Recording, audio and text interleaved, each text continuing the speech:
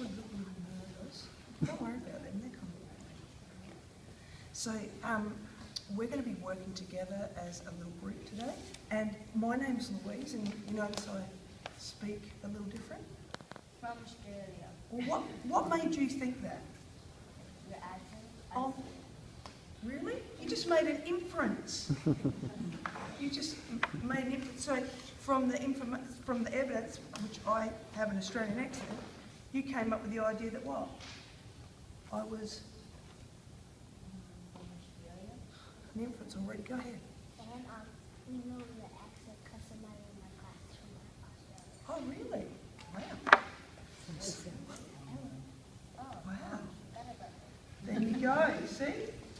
So you had background information. Where are the text cards? Oh, here.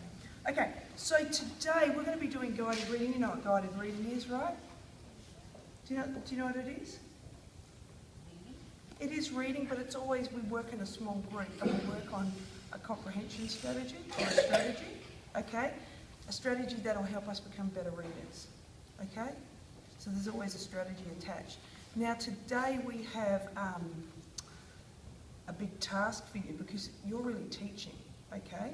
So you're not in here being tested or we're not checking your reading or anything like that. You're actually teaching us how to teach this, okay?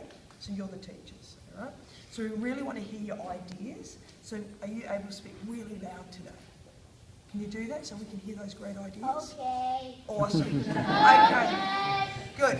So today we're going to be working on inferencing, and you just made an inference that I was Australian because the evidence was what?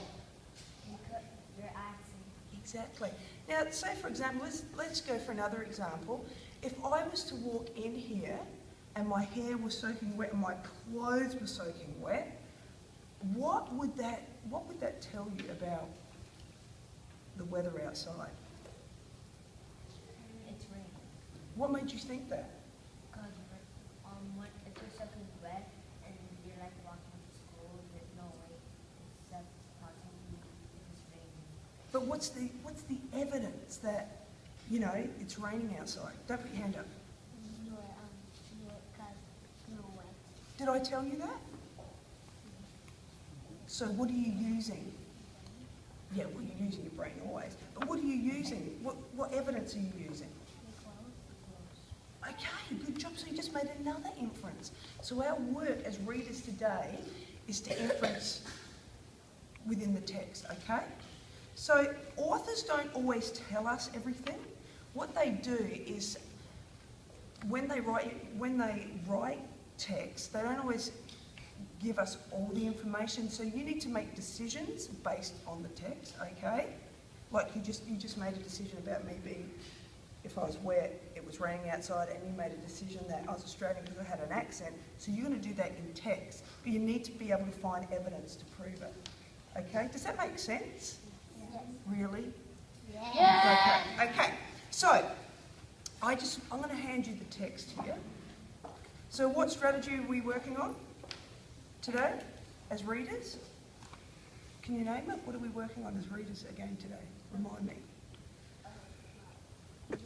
Yeah, but what's that strategy? No, but what strategy? Put the cards down. What are we working on? I want to get really clear. We're working on inference. Okay. All right. So notice how the text is laid out. This is an interview. Okay. Do you know what an interview is? Yeah, What? it's something like where you're getting a job. Okay. But you'll notice the text is laid out so that there's an interviewer and someone's answering the questions. Do you notice that the colours change? Okay, so I'm going to tell you that Nisha Singh is interviewing a guy named Andy Martinez, okay? And he works for Habitats for Humanity, okay? So just read the title. What do you think this text could be about just based on the title?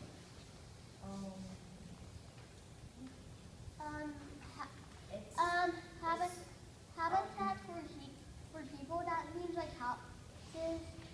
Maybe Do you see the picture of the house? Okay, so you just made an inference then. So tell us again what you just did.